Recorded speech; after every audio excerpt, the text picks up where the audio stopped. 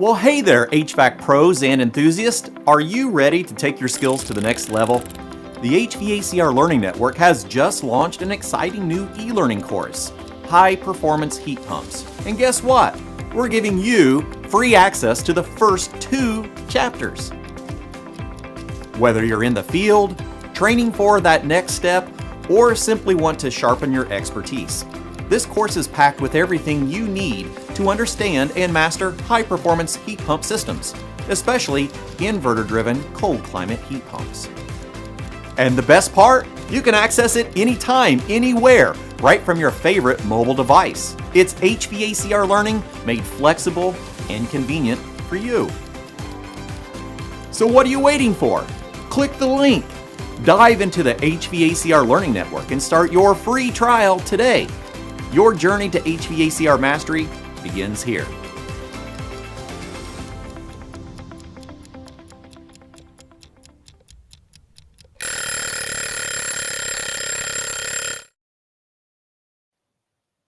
Well, hello, everyone. Thank you so much for joining us once again on Did You Know, the ESCO HVAC show.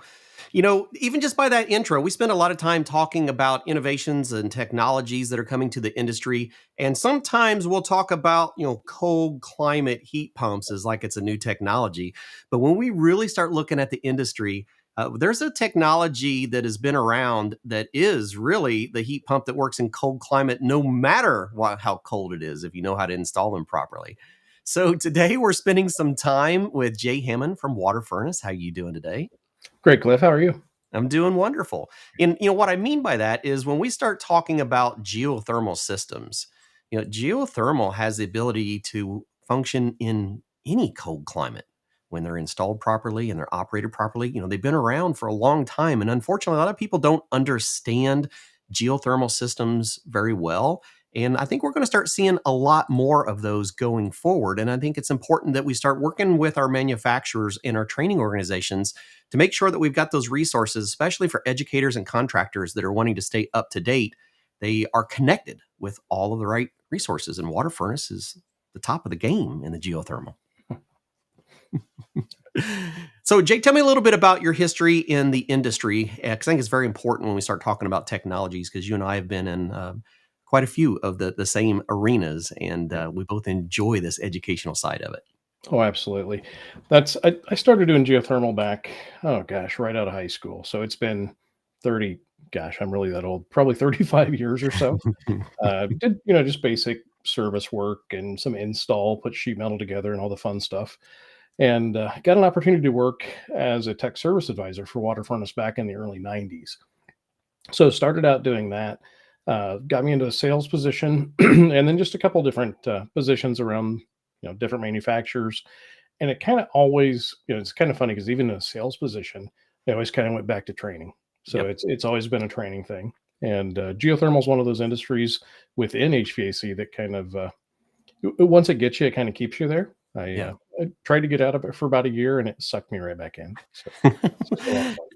So, we talked about our experiences with rack refrigeration as well. And I always feel like the refrigeration, even though it is, it's the same industry, a lot of people look at it as a separate industry, and it's kind of like geothermal, right? It's the same industry, but people always look at it as like a separate component, and it's not. Right. We're all doing the same things. We're all in the business of moving heat. That's really what it comes down to, right? Kendrick, thanks for joining us today. Yeah, so we're going to spend some time diving into geothermal today. And so if you have some questions along the way, just let us know. We'll see if we can answer them. And we're going to connect you with the resources for getting all the proper training, because that was one of the things that impressed me about WaterFurnace is, the heart of what the technical team is training. Yeah. And you got 5 full-timers on the staff doing training. Is that correct? That's correct. We got 4 full-time trainers and myself. Mm-hmm. And I try to stay out of the office and do as much training as I can. Yeah. And I'm the same way. It's important for us to stay in the field. That's why we do so much of these shows. Many of us as educators, we came out of the field, right? We were technicians that made our way into education. And so if we don't stay out in the field, or at least stay connected with people that are in the field, it's easy for technology to surpass us and us not be comfortable to teach about it. And there's a lot of things going on in geothermal that people need to be aware of, for sure. Oh, absolutely. Absolutely. And you're located out of Fort Wayne, Indiana. That's correct. We're in Fort Wayne, Indiana. U.S. made product, so that's a good thing for us. We've been here for quite a while. We actually built our first building. Well, actually, we've been around before that. We built our first building where it is currently in 1991. So we've been here for a little Nice. while, 35 plus years. Yeah, I know I've heard the name a lot out in the industry. It just wasn't a field that I encountered very often, and I wish I would have spent more time. So this will be good education for me as well. Absolutely. Well, one of the things that we really pride ourselves on is we have a lot of employees that have 35 plus years with the company. Oh wow. We started back in 1983. So, as a matter of fact, one of my trainers, Tom Kinder, which some people listening may know Tom. Tom's a great guy. He's been with WaterFurnace. I believe he's on his 38th year right now. Wow. So, just, a really long time with the company and kind of been there and done that with most of them. So, Tom's a great resource for us. We have two product lines. We have the WaterFurnace product line that we sell to our dealer direct customers. Mhm. Then we have our GeoStar product line that we sell to our distribution side of the company. But as far as training goes, we do live in-person training. So I've got guys out in the field. Our trainers are usually out 2 weeks at a time and then a week at home during the busy season. Sure. We also have online classes. Now, right now, we're just doing instructor-led live online classes. We're Yeah. kind of going to move to the point where we're going to have some more, more self-led type training. All of our trainers are NATE, they're IGSPA, lots of other certifications that go with that. So we try to keep up to date as far as our train the trainer goes. And one of the big things that really impresses me about our company is we have a meeting once every 2 weeks with our tech support team, and also including our engineering team as well. So we can take some really valuable feedback from the field and relay that information back to the factory. So that's a really big thing for us. It is, and the fact that you're staying that quickly on top of things. Before the show, we were actually talking that you have your team of engineers that are over at Copeland coming back right now, and it's ironically like after the show, I'm headed to Copeland. Literally, Sure. I'm headed over to Sydney, Ohio after the show, and I'm going to spend the day tomorrow diving into A2L compressors, the engineering that went behind it, and helping us all understand what that transition looked like for the equipment, the amount of changes that were required, and what the future of the industry looks like. So, yeah, super cool that you guys are jumping back and forth, making sure that products are staying up to date all the time. Sure. Hey, Murphy, thanks for joining us. Hey, 210 WaterFurnace heat pumps in high school back in the 90s. Yep. Exactly. And that's what we're here to talk about. Oh, Tom, yeah, that's really cool. I didn't know that. So Very cool. yeah. It's kind of neat because I'll be out at a trade show or an IGSPA conference or something, and Uh-huh. somebody will walk up and they say, "Hey, I took the class back in like 1984." Right. I'm like, "Wow, that's really cool." Yeah. Right. Well, let's talk about like some of the classes that you offer, and then we'll get into the actual technology and what the A2L transition looks like for your guys.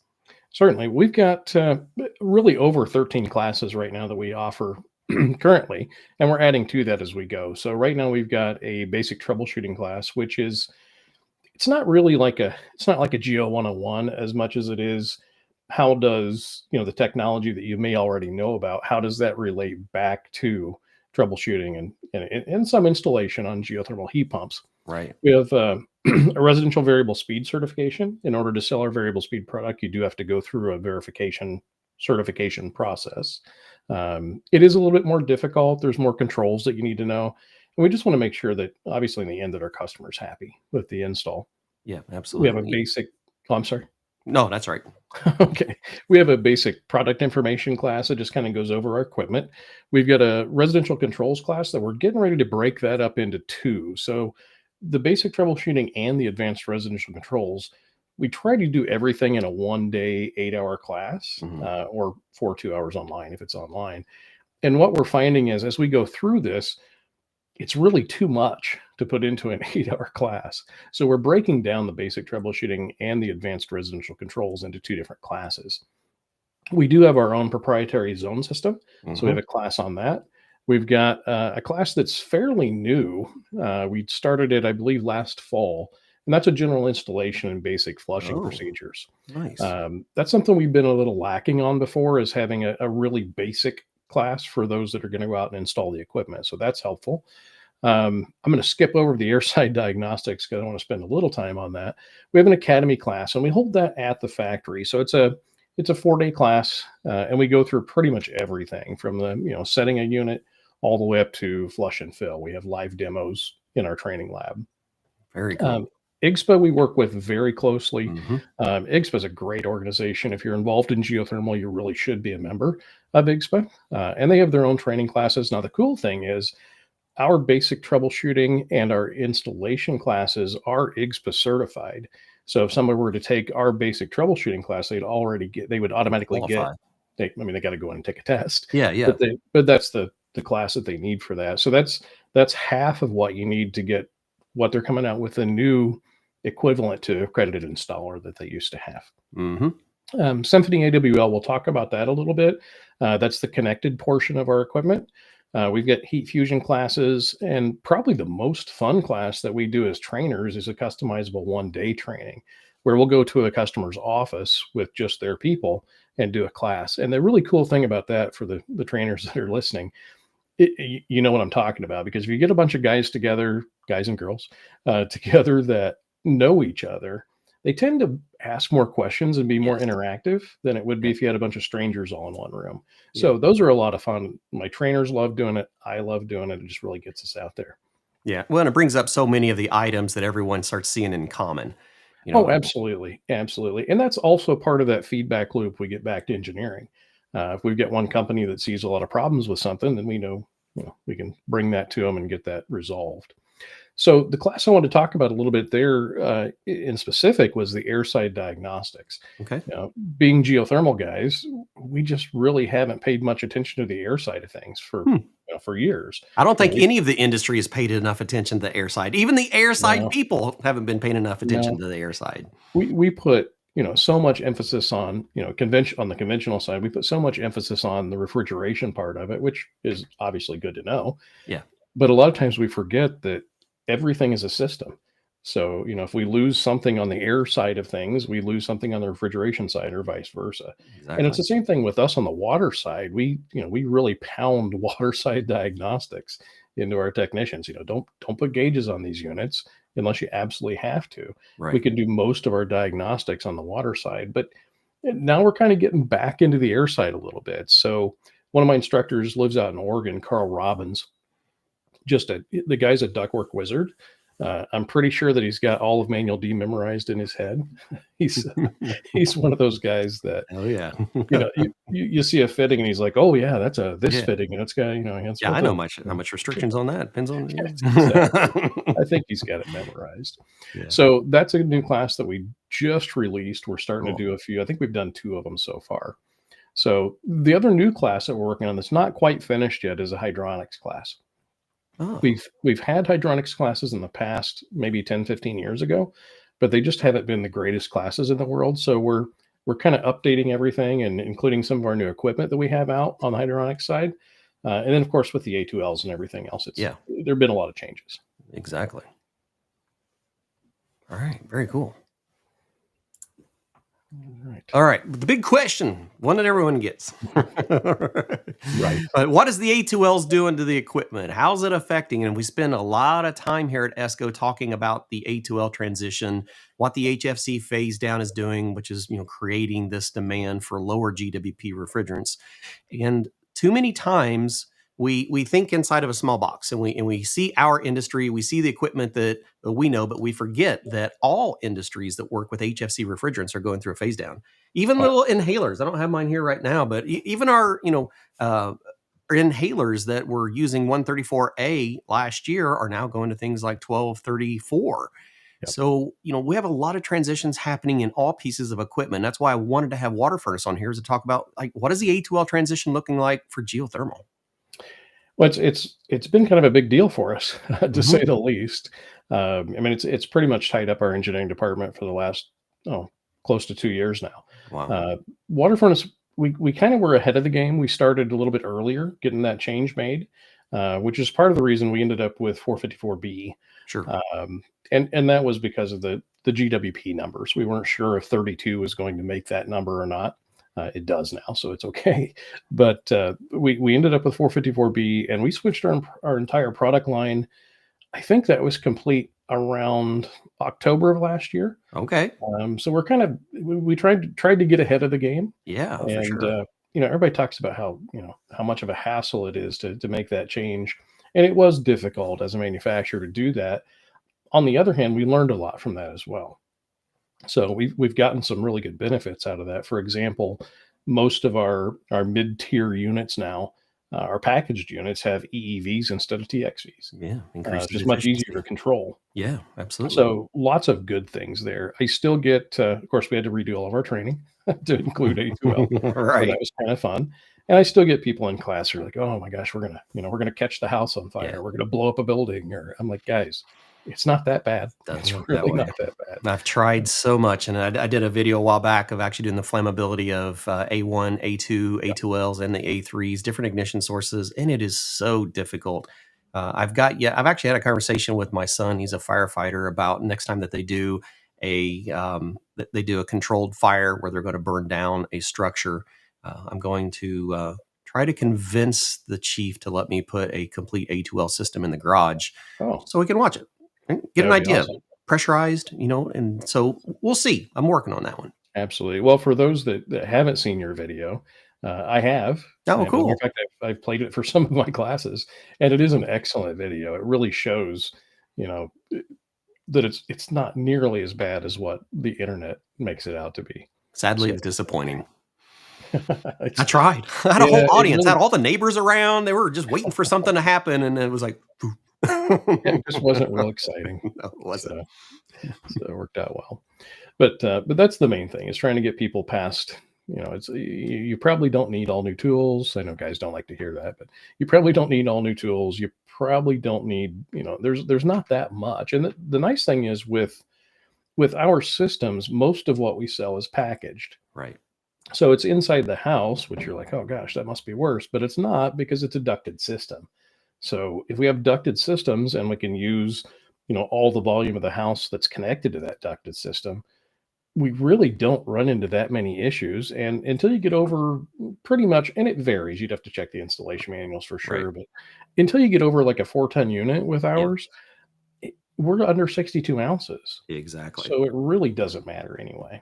So Yeah. it's just not nearly as big of a deal for the technician in the field as what everybody kind of thought it was going to be. Yeah. Yeah. And that's where it always ends up right there around 4 pounds for that M1 mitigation strategy. So Yeah. that's intriguing because I would think about that. And yeah, because you don't have even though it's a 4-ton system, we're talking about, typical line sets, we're talking about a system that doesn't have a high charge capacity. Right. So a lot of times you're not even going to have a refrigerant detection sensor or mitigation connected to that. That's correct. As a matter of fact, most of our units Very cool. do have mitigation on them, whether it's Right. necessary or not. Okay, Uh, good. Especially like our inverter technology. We Yeah. we make a 2-ton. We call it a 7 series, our variable speed unit. Yeah. But that does have mitigation on it, just because it's there. Mhm. So Yeah. Yeah, you already got a control board on that. You've already yeah, got an inverter control board. It's at a point it's just programming and adding a sensor onto it. absolutely, Nice. absolutely. Okay. So this is kind of an interesting slide. I did this to kind of raise some questions, Okay. and it comes from my personal experience, really. And if you look at the slide, it's got a picture of a geothermal heat pump on one side and a picture of a conventional system on the other. And the statement at the top is when it comes to service, they are exactly the same, but a little bit different. Mhm. And I always laugh when people say that they're exactly the same, but they're a little different. Well, then they're not exactly the same. Right. Well, they're not exactly the same, but they're extremely similar. And like you mentioned earlier, when we were talking about refrigeration, it all does the same thing. We're moving heat from one place to the other. With an air conditioner, obviously, we're taking heat out of the house and moving it outside, or a heat pump, we're taking heat from the outside and moving it to the inside. We do exactly the same thing. The only difference is instead of having a condenser outside, we've got a loop in the ground.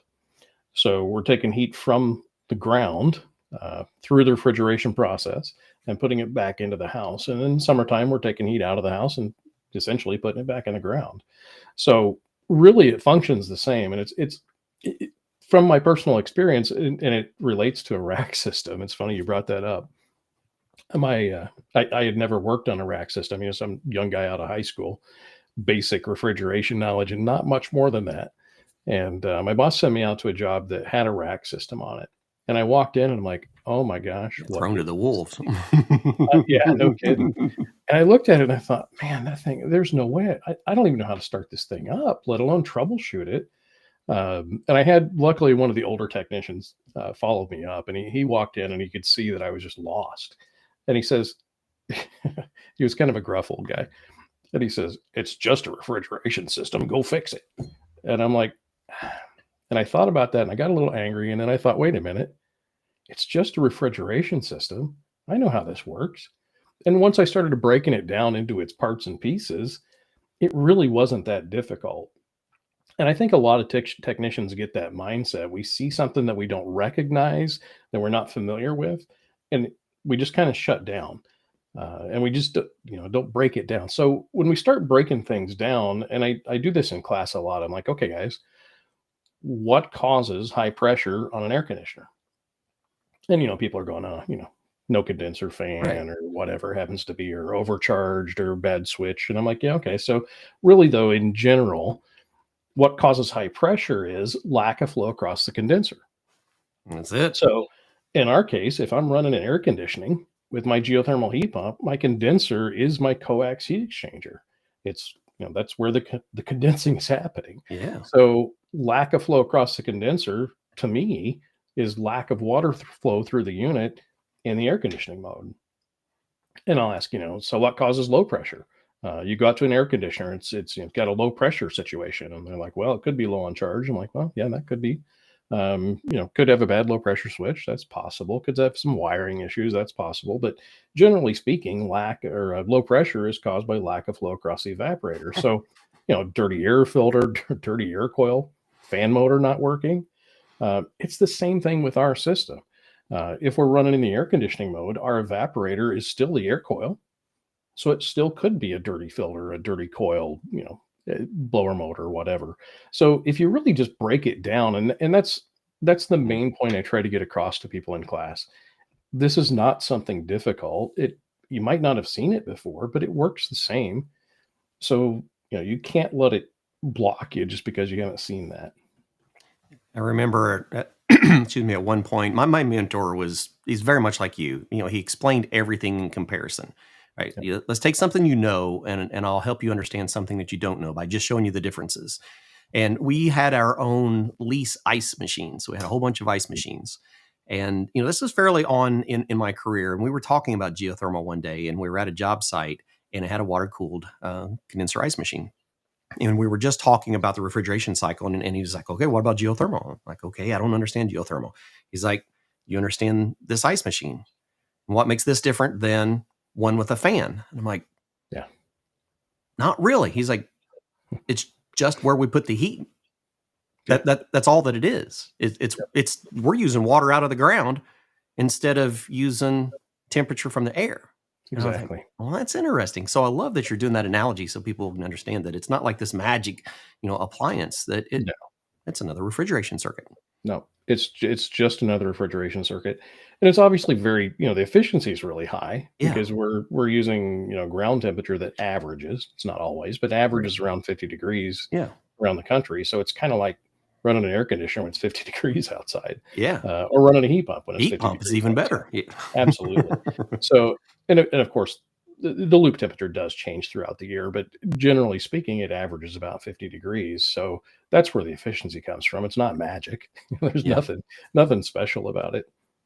So that kind of brings me to another point that we kind of touched on earlier before the show, and it's the same. Excuse me, the same old guy.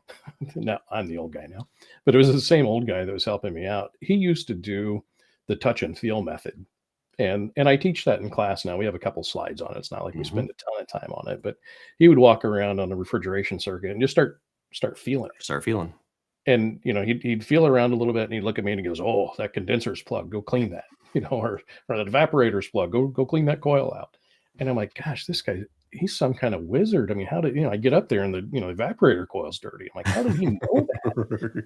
And, it's just a simple matter of just kind of feeling around on the system. And obviously we're not going to do specific diagnostics with that, but it's a place to start. Yeah.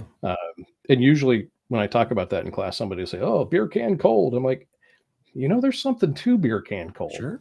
We're obviously not going to charge by it. We're not going to diagnose completely by it, but it's a good place to start. It gives us an idea. Anything over 140, you can't leave your hand on typically. Hmm. If it's more than 85, it's going to feel warm to the touch. If it's less than 85, it's going to feel cool. And unless you're really good, you can only tell about 5 degrees difference. Sure. So we use that a lot in class. We do that when we do our hands-on. And we're like, you know what? Just feeling around on Tell the me unit, what you see what feel. it's doing. Absolutely. Don't be afraid to touch it. Don't burn yourself. Right. Little You'll know it caveat if you there. shouldn't touch You'll it. know it. Yeah, if it's over 140, you'll figure that out. Right. And part of that is we don't want people putting gauges on our equipment I agree. unless we just absolutely have to. And that should be a rule for all equipment, not Yep. just geothermal. But with our systems, they're usually a pretty small refrigerant circuit. So, I take a little 3-ton unit that we have, or even a 4-ton unit, we're looking at 60 to 65 ounces of refrigerant. Hmm. So by the time you put because everybody's got 4-foot hoses on their gauge set, Yep. by the time you put a hose on, take it off, you can change that a little bit. And along with that, you have, the chances of introducing contaminants into the Contaminants. system. You bet. So, moisture, other contaminants, non-condensables. So we do want to avoid putting gauges on them at any time we can. And we have a couple methods. Obviously, the touch and feel method is a good place to start, but we also have waterside diagnostics. So just like you would do, like a BTU, like, delta T times CFM times 1.08, we have the same thing on the water side, and it's Oh, sure. delta T times GPM Right. times the Pressure fluid flow. factor. Yep. So it's the same formula. It's just different, a little bit different numbers. Instead of having airflow, we've got water flow. Yeah. So really the same. Oh, nice. Yeah, it's a great perspective to think about. Yeah, because that's all we're doing is talking about the amount of heat that's being transferred based on velocity. Absolutely. Mhm. It's the same thing. I noticed Patrick's comment up there. Or what country you're in too. Yeah, that is true. Yeah, if Todd Klur is with us, he spends a lot of time in Germany, and his beer can cold is not my beer can cold. Exactly. So again, that's kind of the main thing I try to get across to people is geothermal heat pump, whether it's a water to water or a water to air unit, it's really no different than what guys are used to working on every single day. Right. So just not much difference. So this is kind of where this all ties together. This is our troubleshooting and startup form. And there's two sides to this page. I know it's going to be kind of hard to read. That's right. I blew it up. It should be decent to see. But on the right-hand side, numbers 1 through 5 are just basic information. So the top part of it is, model, serial number, what type of a loop it is. Number 2 is determining what our GPM is through the system. And again, I kind of relate that back is, if you don't know you have flow across your condenser with a geothermal heat pump, that's the same as, if you were to go out to work on an air conditioner and you didn't know if the condenser fan was running. Exactly. So we want to make sure we know what our flow is. The next portion of that is the temperature rise and drop across the heat exchanger. So we want to know what our water temperature in and out is on that. And then, of course, our air side as well. We want to know what that air side delta T is doing. Once you get all those numbers, number 5 on there, which again, it's kind of hard to see, but it's right in the middle of the page rejection. On the right-hand side. Mm-hmm. It walks you through the formula to do the heat of extraction, heat of rejection analysis that we just talked about. Yeah. And again, that's simply delta T on the water side times GPM times the fluid factor. So fluid factor is really the restriction or the resistance.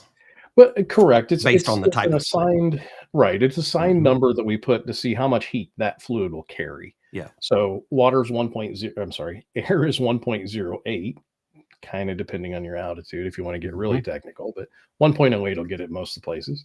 And with water, we use 500 for pure water. And then we'll use, depending on what you've got, 490 or 485. It doesn't make that much of a difference in your overall numbers for a methanol or propylene glycol type system.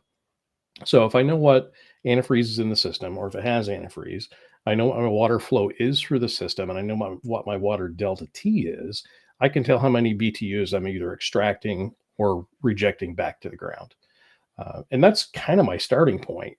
Now, the cool thing about that is the number one issue that we have with geothermal heat pumps, and I think anybody that's ever worked on one will agree with me, is lack of water flow. Okay. That seems to be our number one problem. You mean like So dirty as condenser coils? I mean, like, relatable well, here? usually it's not as much dirty condenser coils as it is Mhm. maybe a bad loop pump, Yeah, or if it's an open loop system, there's, it could be a number of things. sure. Surprisingly, we don't run into that many dirty water coils. Even on open loop well water systems, we're taking water out of the well Right. and running it through the unit and discharging it. And part of the reason is we want to make sure we've got good water before we did something like Sure. that. So we'd have to have water tests and that sort of thing are really important there. So as you're going through this chart, the very first thing after you put the model and serial number in is your water flow.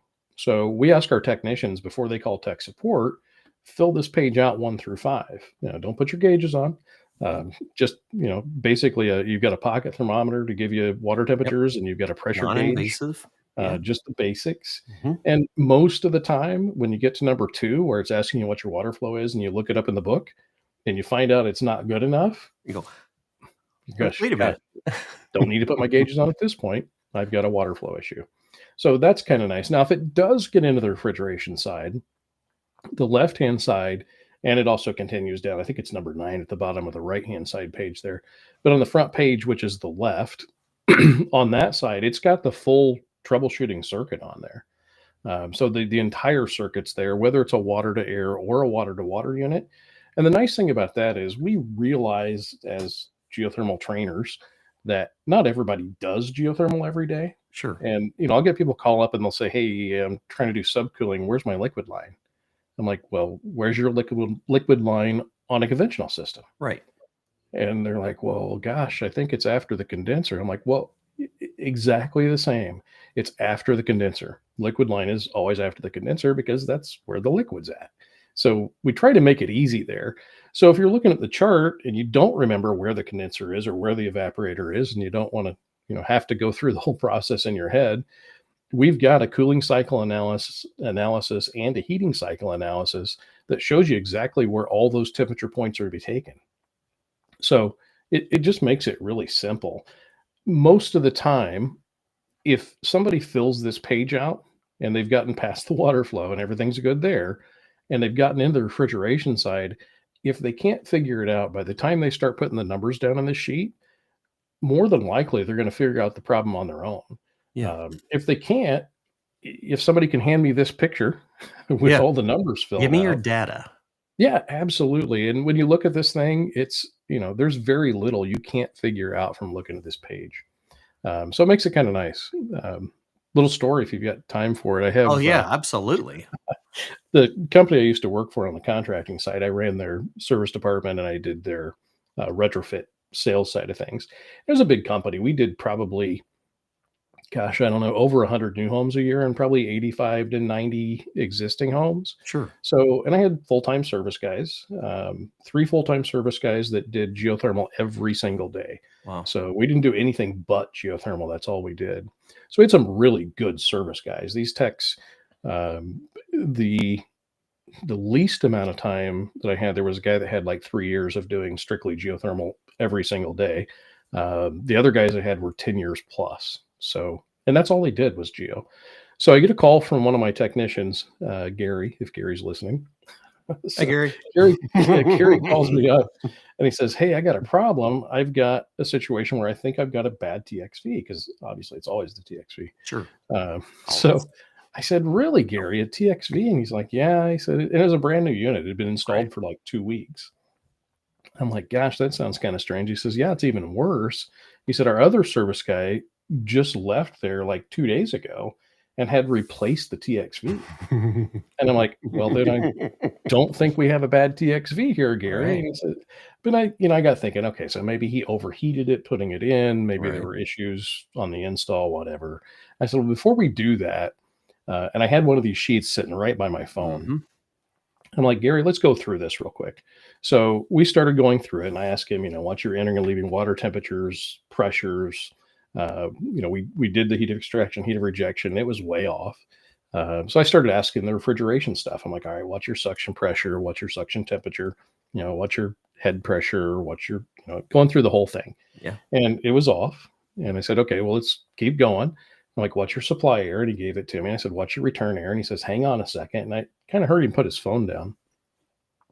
And I could hear some rustling around in the background. And I hear him pick up his phone and he goes, oh, fudge. And I'm being nice. The number that wasn't He didn't inputted. really say fudge, but it was fudge. And I said, what? And he says, well, gosh, I was moving my probe over to get the return air. Yeah. And I pulled the filter and it was plugged. Yep. And I'm like, and I don't tell that story to make Gary sound bad. No, it's common. I tell that story because we all make mistakes. Absolutely. And it's so easy when it's really busy, middle of the summer. For example, we're out there working hard. It's 8:00 at night. Your significant other is texting you, wanting to know why you're not home yet, and you're going through the process and you just miss something. So that's what this form does. It makes you go through the basics. And too many times, and I know in my personal experience, when I look back on the units that really stumped me, it was always something simple. Yeah. Always something simple that I had overlooked. So that's one of the things that this does. It keeps you in track and it makes you go through the whole thing. Now, the cool thing is, now that we're talking about this sheet and how cool it is, we have software that does that for us now. Okay. So we'll get into that here in a little bit too. Yeah. Because when we start looking at that, that's all inputs, right? Yes. And so if I have inputs and I've got a good formula, my output is, what is my problem?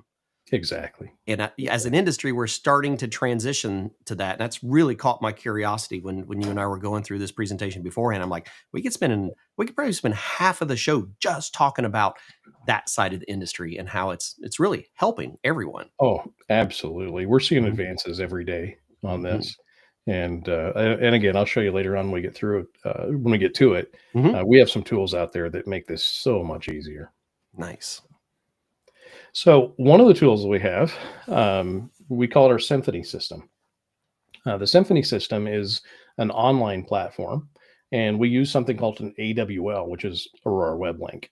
The Aurora Web Link is the small box that you see on there, and it's basically a router. It plugs into the geothermal heat pump, and it allows it to communicate to and from our servers, so we can have a connected system.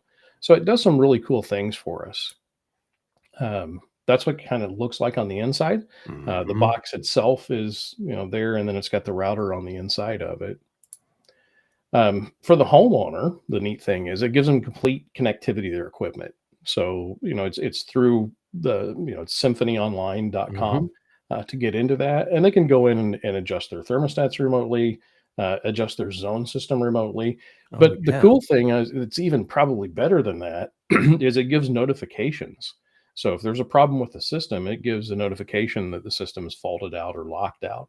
And the cool thing about that is it's not just that the system's down, but it tells them why it's down. Right. So it tells them what the fault is. Now, for our dealers and our technicians, it's even better because we can monitor all the equipment that's on our systems. So if I have 20 customers out there, I can see what each of those units are doing all the time. And I'll give you a little bit more detail as we get into it. Okay. And also notifications. So, it might be maybe it's a Sunday night, you get a text message at home that, Mr. Smith's unit just locked out. So you can, if it's a major lockout and he doesn't have any heat, for example, in the wintertime, I can give Mr. Smith or Mr. Jones a call and say, hey, do you want us to send somebody out? We've got a problem with your system. So that makes it nice. But even better than that for the dealer and the technician is I can diagnose a unit online without going to the job site. So for example, if I had, we were talking about earlier, if I was at the middle of the summer and I've got a low pressure fault with the unit, I can call the customer on the phone and, especially if it's Sunday night, and say, hey, have you changed your filter race recently? And on top of that, let me save you a service call, please. Oh, yeah, absolutely. Well, on top of that, not only can I ask that question, but I can see what their coil temperature is. Right. I can see what their fan amp draw is.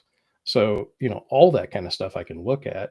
And the cool thing about that is, I don't have to send a service tech out to the job without the parts that he needs.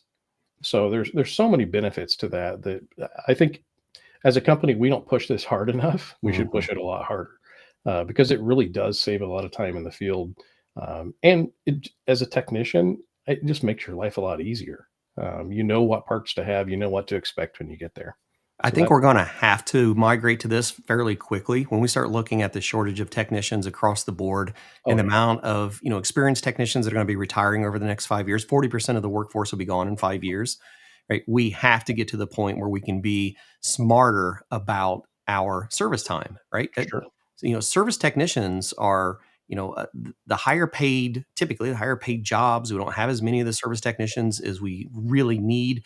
And so we need to make sure that we're utilizing those calls, appropriately, and that we're getting things done as fast as possible. And remote diagnostics is going to be absolutely critical for that.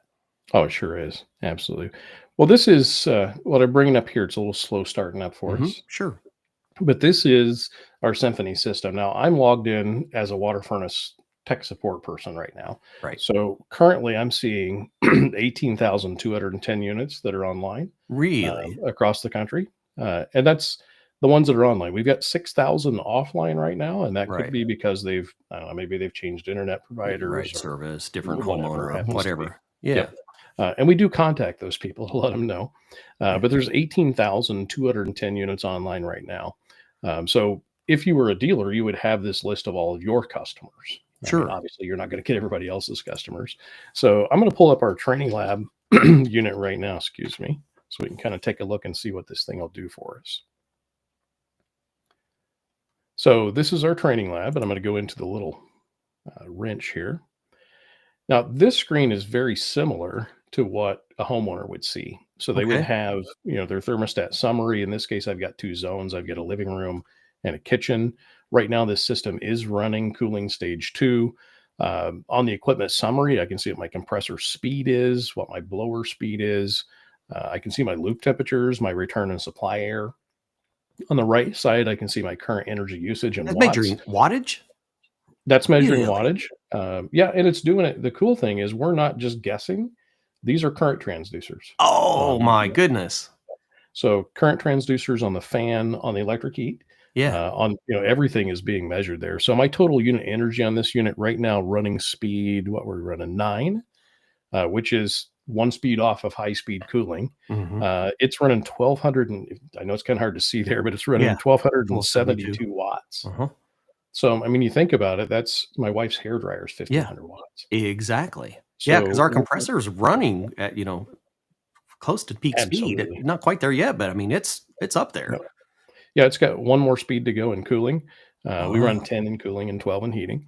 But that's, 1049 watts is what the compressor is doing. My total right now is 1284. So what it's size just unit is amazing. that, out of curiosity? Is that a 3-ton that I see in the It model? is it is. That's a 3-ton. Really? Yep. Yep, absolutely. It's not uncommon. I show people this a lot in my house. I have a 5-ton unit in my house. And I'll show people, in the middle of the winter when it's like 10 degrees outside. I'm like, look, I'm heating my house for the same price it costs to run a hairdryer. Yeah. It's just unreal. Wow. So this is the main screen. Again, the homeowner would be able to see this. They've also got a dashboard screen. Well, that is the dashboard screen. I'm sorry. They've got a thermostat screen, so they can do all their adjustments on their thermostats. They can get into pretty much anything they want there as far as thermostat controls. They also have an energy chart in here as well. Now, this is a lab unit, so it's probably not a good Right. It's not example. on all the time, but yeah. Right, right. But it does show you what this is in kilowatts right now. So it looks like in August we've used 67.96 kilowatts, but I can change that to dollar and cents and put my kilowatt cost in there. So the Yeah. homeowner is able to get to this screen. So the nice thing about this, and I wish I would have had it, 10, 15 years ago when I was doing service in the field, because you get a call from a homeowner like, oh my gosh, my electric heat's on. Yeah. What am I going to do? It's costing me a fortune to run this thing. And had I had this, I could say, well, pull this up online and take a look at it. And you can see that, gosh, all year you used like $3.50 worth of electric heat. Yeah, maybe you're not Wow. using as much as you think you are. And again, this is measured data. It's not Yeah. projected what we're doing. That's actually current transducers on the equipment. Yeah, So that's that's why I was fascinated when I seen that wattage, because I've been working as a on a subgroup for I'll just say a federal energy agency and some utilities on what a connected commissioning system would look like that could be used for commissioning and monitoring HVAC systems. so that you can actually watch like wattage, energy usage. Oh, yeah. And this is like the perfect example of why we want that integrated into our our home network. Um, Certainly. Well, it's I don't want to go fascinating. down a whole nother rabbit hole, but there's this thing called TENS out there, TENS, Okay. and that's thermal energy network systems. Oh yeah. So what's happening is, and we're actually working on one right now on the East Coast. I've been working really close with a company that used to be, still is kind of, a gas company. So Hmm. they're doing, gas lines. So the cool thing is if they can do gas lines, they can do geothermal loops. Oh, So that's kind of nice. So a lot of their employees, because their new installation of gas lines is kind of fading away a little bit, right. we're kind of transitioning them over to doing geothermal heat pump loops. So Man. what's happening is the utility company is going into a subdivision and doing a loop for the entire subdivision, and then they'll put individual units on that loop just like you would a gas line. Oh, So that's fascinating. it is just amazing. It's kind of in its infancy right now. It's been done a couple places. We've got some experience in it, but that seems to be growing really fast. Um, some issues we had with the tax credits. We don't have the Right. residential anymore, but they will allow a company to lease the loop out, and that company that's leasing the loop can get the tax credits on the commercial side. On the commercial. Yeah, Yeah. so So your it's kind of utility neat. provider, it's perfect for them, especially those Well, ones that are struggling, some of those areas that are not they're banning new gas connections. Well, right. now they have an additional resource and income. So we can start Yeah. balancing this electrification load. Absolutely, absolutely, and every utility I Me talk to a lot of too. utility companies around the Yeah. country. Every one of them is worried about, having enough infrastructure to Oh, yeah. supply the power Hmm. because the demand is already over the supply. Yeah. So, there was a company I was talking to up in, Minnesota that was firing up diesel-driven generators Yeah. to level out their peak, I've heard that. and they're like, "Gosh, is there something we can do?" And I'm like, "Yeah, we can put Yeah. geothermal in people's homes." Yeah. And that solves that issue. But anyway, that again, I can go down a whole rabbit hole on 10 systems, but it's kind of neat how that's happening. And it's, people that may be out of work because they're not putting gas lines in, equipment that's setting idle. Yeah. We can put the guys back to Yeah. work and get that equipment running again on the geo side. Yeah. Get those directional borers going to Oh yeah, work. absolutely, absolutely. So back to what I was talking about here. Yeah. This would be something that the homeowner can see. Now, the homeowner Yeah. wouldn't have the top line up here where it says aid tool, T-stat config. Obviously, the homeowner couldn't get into that sort of thing. Sure. But as a technician, anywhere in the world, I can click on aid tool, and that's our diagnostic tool that typically is a handheld tool Hmm. that you would take out to the job site. I can access everything I could access at the job site. Now I can do that remotely. So Ooh. Oh, it's so really, you have really a neat. new startup that's not connected to the internet yet, and we want to do a commissioning of that system and get a Oh yeah, baseline report off from it. yep. I can do an entire commissioning on the system remotely. The only thing that I can't do remotely is set dip switches. Yeah, So, exactly. assuming my installer did a good job Right. and Fan set up the fan unit set up properly. properly, load Right, set up right. properly. So this is kind of an overview screen, so I can see what the unit's doing right now. So it tells me, what blower it's on, what setting it is, just basic information on it. Below that, though, I have system faults.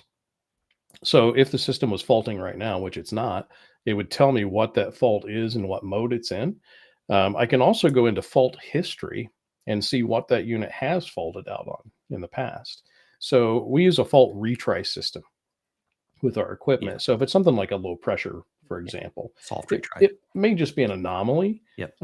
So we have like a 3-time fault. So once it hits that third time, then it'll lock the unit down. Mhm. So if I'm doing a diagnosis on the unit, I can come down here through here and just see what it is. This unit, for example, has had 3 critical communication faults. So that tells me that it's had issues talking to the thermostat. Mhm. Now, this unit because it's in our lab, our engineers like to take advantage of that Hmm.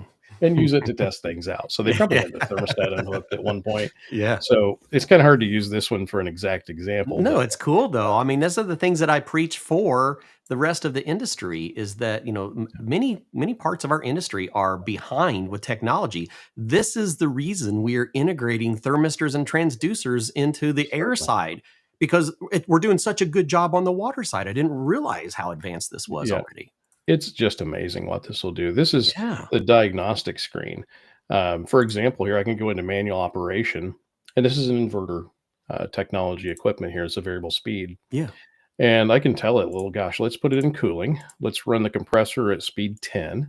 We'll allow the blower and the pumps, the loop pumps, Yeah. to run with it. And then when I click save, as soon as I hit that button, that unit's now running speed 10. So remotely. The cool thing about it is I showed you the troubleshooting chart earlier. Yeah. Now I can come up here to the troubleshooting. And I got inputs. There's my troubleshooting Oh, chart are you kidding me? Look at already filled that. out. Already filled out and ready to go. I've got discharge temperatures. It figures my saturation temperature. So my discharge temperature, my discharge pressure, suction pressure and temperature. There's my superheat and subcooling, which are strange on an inverter if you're not used to that. Right. There's my cooling liquid line, my heating liquid line, my air delta T, entering air humidity. Everything is there. Yeah, true enthalpy. Mhm. Absolutely. Left-hand side over here gives me my thermostat inputs and outputs on the system. On the right-hand side, I've got my water parameters. So it tells me what my water flow is, what my delta T is.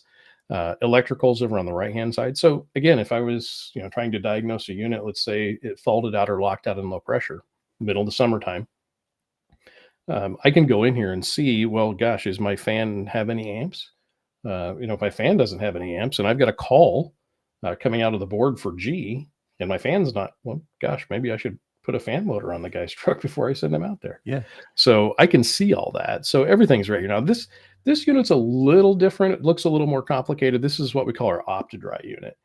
So this is a hot gas reheat Yeah, I unit. see that. So yeah, it's a Bypass valve. modulating hot gas. So Uh-huh. that reheat valve is in That there. So secondary coil. yeah, so maybe not the best choice to show everybody today, but it's Oh, it is for pretty me neat unit. because it lets us see that we've got that capability as well. Absolutely. Absolutely. And we can see what the entire system's doing. And if the cool thing is, again, if you don't do geothermal every day and you kind of forget, well, gosh, which way's my refrigerant going?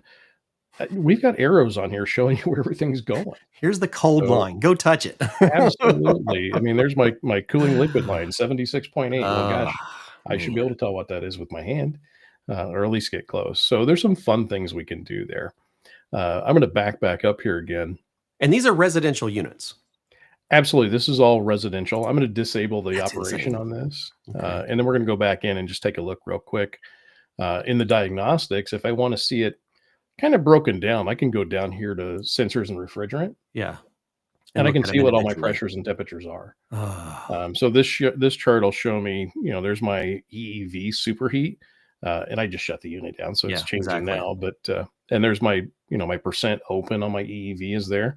I've got my subcooling, my compressor ambient temperatures. Everything that I need is right there.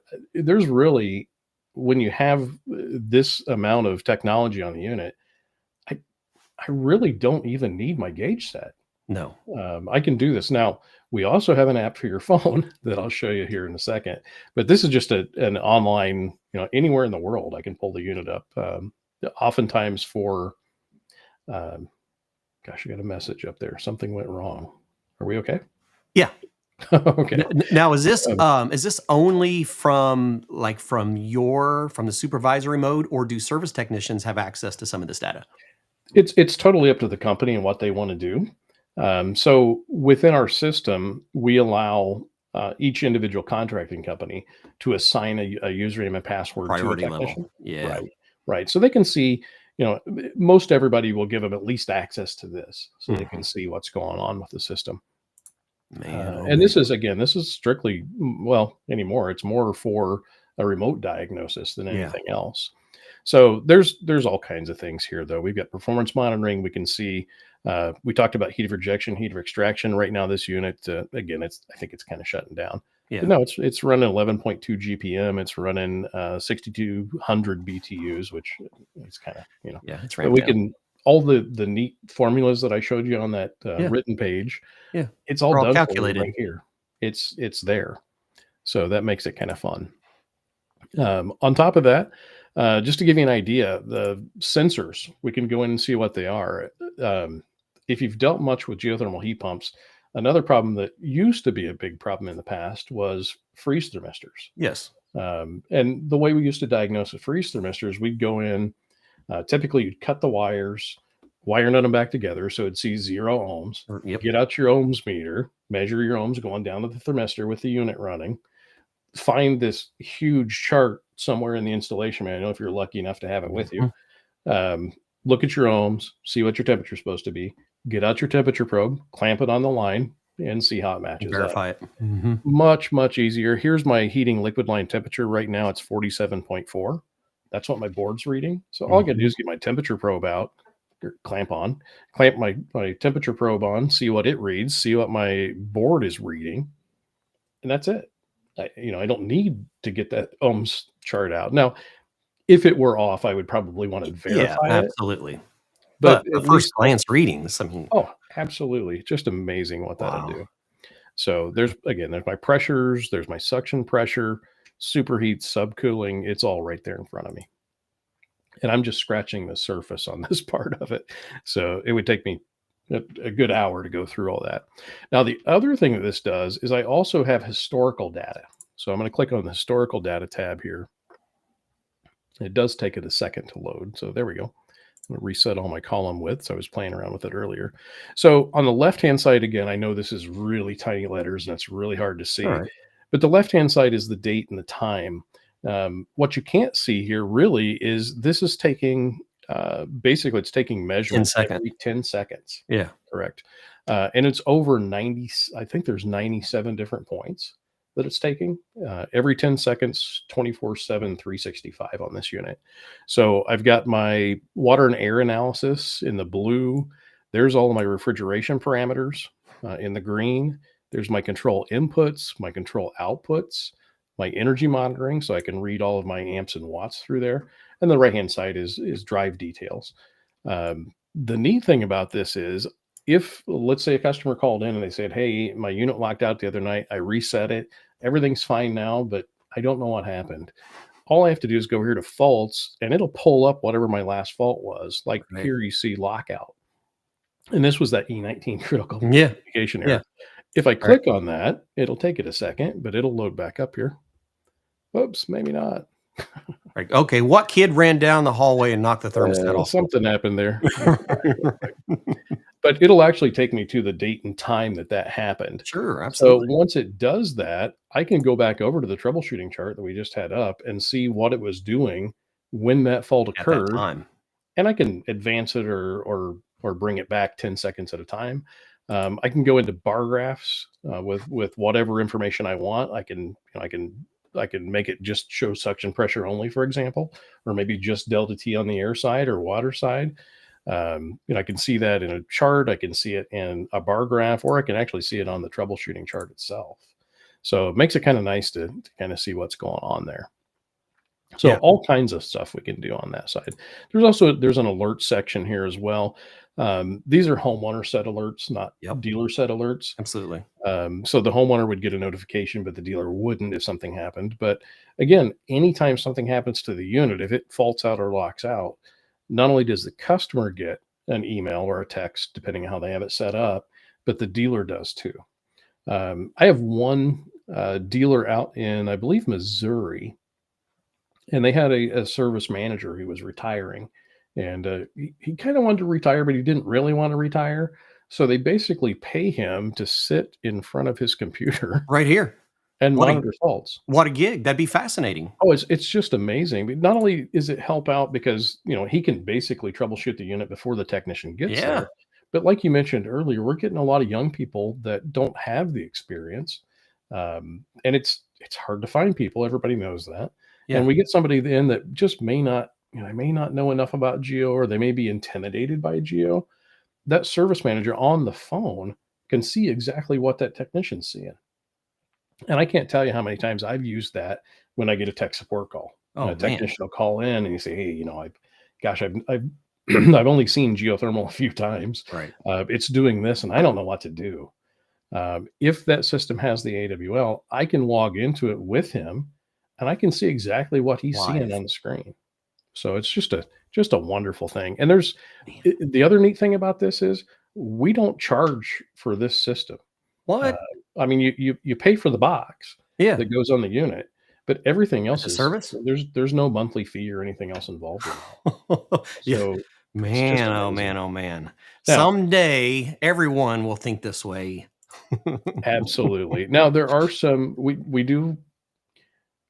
do use some of that data, or we plan on using some of Yeah. that data. And I'm not talking about customer data. I'm talking about data that Well, the we have diagnostic data. Yeah. for diagnostic data, right? Absolutely. One of the things we can see is loop temperatures. Yep. So if we can go back through in different areas and we can, I mean, there's a lot of, it's way over my head on the software side, but there are software engineers that we have that can go in and narrow down. So we can do some double checking. So is our loop sizing software doing what it should be doing? Mhm. Are we putting loops in that are too big? Are we putting loops in that are too small? There's lots of different things there. The other thing that's really neat about this, let's see if I can get my screen to share here. Here we go. This is all the units that are connected around the country right now. Now, obviously, we've got more units than what's shown here in dots, but you and I think, are in Indiana. So I'm going to pull up just Indiana. Wow. This is a nice little sales tool. My house is somewhere up in this area, Mhm. and I can click on that one, for example. This is a 7 Series 4-ton, so it's not my house. It's Right. close. But total annual electricity use on this house, 169 or $14 a month. That's a really low one. That may be just like a secondary unit. So let's pick Right. one that's a little more reasonable here. Um, this makes a lot of sense. This is 7 Series, so it's variable speed, 4-ton Yep. unit. 1-ton unit. $648 a year, or about $54 a month. And that's very realistic. That's about what my Absolutely, it house is is. costing me. But I can do this in any state. So if somebody says, "Hey, geothermal doesn't work when you get into, Minnesota Right. or Alaska," even, and I can say, "Well, yeah, it actually works really well." As a Where matter of where fact, exactly are you? And I'll tell you. yeah, I can find right in your county at least. Now these Yeah. are randomized, so we Oh, yeah. can't see exactly where somebody's house is. Uh, Exactly. but it's just kind of a neat little feature there.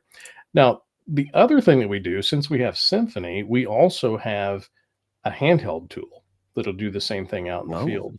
And it's got even more features on it. So with the handheld tool, the way this thing's set up is you take it out to the job site with you, and it connects with Wi-Fi to your cell phone. sure. So on your phone, you have all the features of Symphony that I just showed you, plus troubleshooting on top of that. So it's not just giving you the data. And I know we're getting a little short on time, so I'll just kind of run through something real Oh, quick that's all here. right. This is really good stuff. Oh, I could talk about this for hours and hours. So I'm going to skip some of these things. One of the things I do want to show you here, though, is a startup checklist. Okay. Commissioning a unit can Yeah. sometimes be really daunting, Absolutely. especially to install technicians that may not have the technical abilities. A couple things in this app. Now, you would see this on your phone. In this app, there are videos that you can play to show you how to do things. I can start, let's say, for instance, we can do a startup checklist, and I'll call it Smith, start new checklist. So before starting units, the first one, we can go through here and just start checking things off. Like, for instance, we mentioned dip switches Yeah. earlier. Right. Are the dip switches set correctly? Well, I'm going to check that off, but wait a minute, I'm not real sure. Gosh, those installers took the manual with them. Mhm. The little info button over here on the right-hand side, there's all my dip switch settings right there on my phone. Just all kinds of little things there. So startup checklist work really well. On the diagnostic sides, we've got functional troubleshooting. For example, I mentioned an E19 fault earlier. Oops. Well, the last locket on this unit was an E19. So if I click on that, it tells me what it is and how to troubleshoot it. If I see another error that I don't know, for example, low pressure, if I click on low pressure, that's an E3 fault. It tells me what it is, troubleshooting and heating, troubleshooting and cooling, or it could be a loss of charge situation. So it just tells me how to do it. Even better than that, on the diagnostic side, if we go into functional troubleshooting, I can go into the controls and do my troubleshooting. So something really easy. Let's say no power to controls. This will ask you questions and guide you Yeah, through walk you troubleshooting. through. So, for example, we're diagnosing a control board here. Is there 24 volts between R and C? Let's say there is. Is the fuse blown? Let's say it's not. Well, gosh, if I don't have any power in my control board, I've got power to it. My fuse isn't blown. Replace the AVC board. So again, I'm just scratching the surface on this. I know we're kind of tight for time, but all your component troubleshooting is in here. We can go through the compressor. We can, read it if you want to, or we can go into verifying compressor signals with the controls. So now it's asking It'll you actually give questions, but it commands. already Mhm. knows the answers. Right. So anyway, really fun stuff. No, that's fascinating. I'm sure there's going to be technicians watching this video going, I want to be a geothermal technician now. We've just made it Fascinating. easy. Yeah. It was easy to begin with, and we made it easier. Yeah. No joke. All right. So, Jay, tell us how we can connect with WaterFurnace, because I'm sure there's going to be people wanting to know more. There's going to be educators wanting to learn about the classes to get more familiar with the products and the actual, systems that are available. We'll have, contractors, technicians that'll want to learn more about this technology, I'm sure. Sure, absolutely. The best way to get us is through our website. Lots of information there, and that's just simply waterfurnace.com. So that makes it easy. If anyone has any specific questions or wants to know more about the product in general, and I'm not a sales guy, I'm the training manager. But if you do want to get a hold of me, it's really simple to get me. It's simply J Hammond, and it's JAY.Hammond@waterfurnace.com. Okay, put that in there for everybody. Cool. That's a lot of great stuff, my friend. Thanks. I'm glad you joined us It's fun. today. It's It 35 is. years of being in geothermal, and I'm still enthused about it every day that I go to work. It's Yeah. just great. I had no idea that it was this advanced. I mean, there's so much has changed from the geothermals that I seen 10 years ago. This is Certainly. all incredibly fascinating. Does anyone out there have any questions before we hop off here? There's still quite a few people hanging in. All right. Well, I think I'm going to go ahead and wrap things up. I'm going to be getting on the road and headed over towards Ohio so we can do some behind the scenes video shooting over at Copeland tomorrow, which we'll be sharing with everybody here in the near future. Jay and WaterFurnace, we are sure grateful that you joined us. And any other time you want to dive into some technical components of geothermals, I'm sure we'll have an excited audience. Sounds great. All right, everybody, have a fantastic evening, and we'll see you all again next week on Did You Know, the ESCO HVAC show. Thanks. Bye, everybody.